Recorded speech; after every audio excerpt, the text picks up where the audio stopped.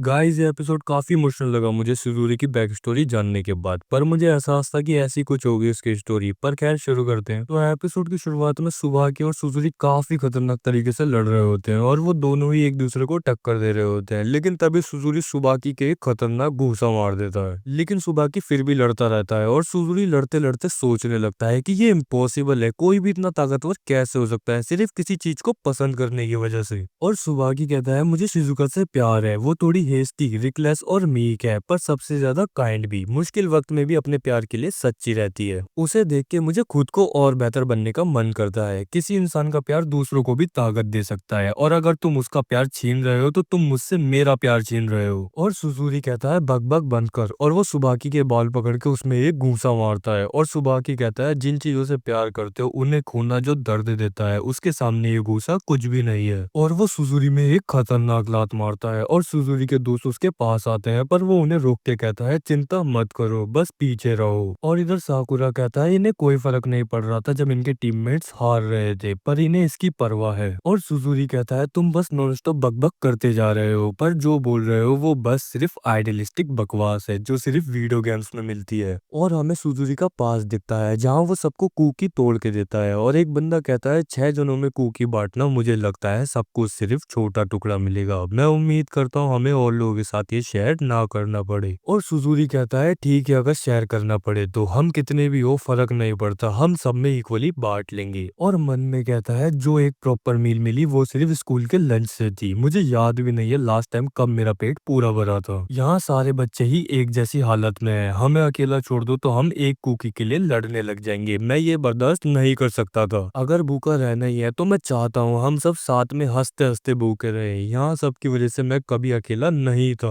पीछे मुड़ के देखता हूँ तो लगता है मैं काफी नाइव था। मैंने यकीन किया कि कभी ना कभी किसी तरह मेरी दुनिया भी फन और ब्राइट बनेगी जैसे वीडियो गेम पोस्टर्स में दिखती है। लेकिन रियलिटी तो और भी खराब होती गई। हर किसी को सिर्फ एक क्रम चाहिए था और हर किसी का हिस्सा छोटा होता गया। और एक दिन मैंने रियलाइज किया इस टाउन में किसी के पास इतनी लीवे ही नहीं थी कि वो किसी और को बचा सके। चाहे मैं जितना भी वेट कर लूं वो फन और ब्राइट गेम वाली दुनिया कभी नहीं आएगी। और चाहे हम अपने दर्द पे जितना भी रोले हमारा पेट कभी नहीं भरेगा। मुझे इस घटिया रियलिटी को बदलना ही था। और हम देखते हैं सुजुकी टीम बनाना चाहता है क्योंकि अगर उन्होंने कुछ नहीं किया तो वो पॉइंटलेस मिजरेबल तरीके से मर जाएंगे। और उसकी टीम कहती है ये कहने में आसान है पर हम करेंगे क्या। और सुजुकी कहता है हम पे नंबर से, हम उसे बेच के नौकरी ले सकते हैं, हम जितना भी कमाएंगे साथ में बांट लेंगे। टीम में ये हमारा एक लौता रूल है, इस तरीके से हम में से कोई फेल हो भी गया तो उसकी जगह कोई और ले लेगा और सबको फायदा होगा। हम एक यूनिट बन जाएंगे, बस मुझ पर भरोसा करो। और वो बताता है उसके बाद हमने सब कुछ किया अपने नंबर से जो हमारा सेलिंग पॉइंट है। जब भी टीम्स में लड़ाई होती थी तो हम दोनों के पास जाके अपनी हेल्प देने के लिए बिड करवाते थे। अगर किसी पर्सन को ढूंढना है तो हम अपने नंबर्स यूज करते थे एवरी पॉसिबल स्पॉट पे। और जल्दी ही हमें ज्यादा नौकरी मिलने लगी और आपस में लड़ाई होना बंद हो गया। ये अच्छा है, यही मैं चाहता था। सबके पास बहुत था खाने के लिए, सब खुश थे, यही मैं चाहता था। मुझे फर्क नहीं पड़ता मुझे दूसरों से छीनना पड़े क्योंकि चलने के लिए एक ही रास्ता था। असलियत गेम की तरह नहीं है, जादू और चमत्कार एग्जिस्ट नहीं करते यहाँ। तुम बात करते हो अपने लॉस के दर्द की, पर ये वही बोल पाते हैं जिनके पास कुछ होता है बोलने के लिए। दुख की बात यह है कि मेरे पास तो कभी कुछ था ही नहीं इसलिए। और वो सुबाकी की बात सोचता है जेलिस वाली, और वो कहता है इसलिए कोई फर्क नहीं पड़ता तुम क्या कहते हो। और वो सुबाकी के घूंसा मार देता है। और सुबाकी कहता है मैं तुम्हारे बारे में गलत था, तुम भी बहुत दर्द झेल रहे हो, मैं अब तुम्हें सच में समझना चाहता हूँ, अपने बारे में और बताओ मुझे। और सुजुकी गुस्सा हो जाता है और वो दोनों लड़ते हैं और सुजुकी के टीम वाले शौक होते हैं पहली बार उसको इतना डेस्परेट देख के। और साकुरा उमिमिया की बात सोचता है जहाँ वो कहता है फाइटिंग एक बात करने का तरीका है। और साकुरा कहता है तो सुबाकी भी ये कर सकता है। और शिजुका रो रही होती है ये देख के। और सुजुकी कहता है क्या मतलब कि मैं भी दर्द झेल रहा हूँ, तुम्हें मेरे बारे में कुछ नहीं पता। जिनके पास सब होता है वो कभी उनका दर्द नहीं समझ सकते जिनके पास कुछ नहीं है। और वो सुबाकी में लात मार देता है। और सुबाकी कहता है हाँ मैं नहीं समझ सकता, पर ऐसा नहीं है कि तुम मुझे समझ सकते हो। डिफरेंट बैकग्राउंड, डिफरेंट माइंडसेट, कोई भी नहीं समझ सकता कि दूसरा पर्सन किस चीज से गुजर रहा है। पर मैं समझता हूँ तुम्हारी जिंदगी आसान नहीं है, इसका कोई लेना देना नहीं है बर्थ और जेंडर से। मुश्किल वक्त उन्हें ही पता होता है जो उससे गुजर रहे हैं। पर फिर भी मैं ये नहीं होने दूंगा कि तुम किसी और के प्यार या पैशन को छीन लो, इसलिए मैं तुम्हें हराऊंगा। और सुजुकी गुस्से में उसकी तरफ आता है और सुबाकी उसको एक लात में गिरा देता है। और उसके दोस्त आते हैं पर सुजुकी उन्हें रोक देता है। और वो सोचने लगता है मैं हार नहीं सकता क्योंकि अगर मैं हार गया तो हम वहीं चले जाएंगे जहां से हमने स्टार्ट किया। हम बहुत आगे आ गए, मैं इसको वेस्ट जाने नहीं दे सकता। और वो उठने की कोशिश करता है पर वो हिल नहीं पाता